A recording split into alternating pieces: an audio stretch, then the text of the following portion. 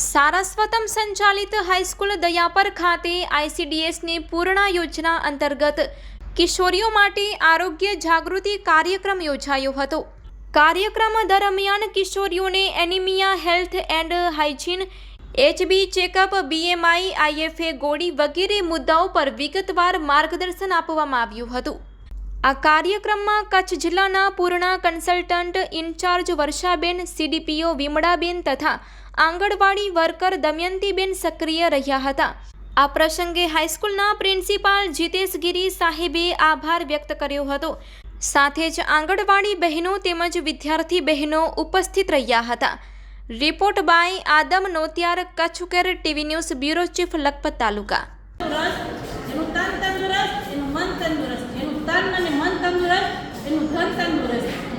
બરોબર, તો પૈસા આવે। તમે રોજ રોજ ક્યાંય નોકરી કરતા હો ને રજા મૂકી દો તો કોઈ તમારા પર રોજ દયા ન થાય। આજે મને પેટ દુખે છે, આજે મને માથું દુખે છે, તરત પગાર કપાવવા માંડે। પગાર કપાય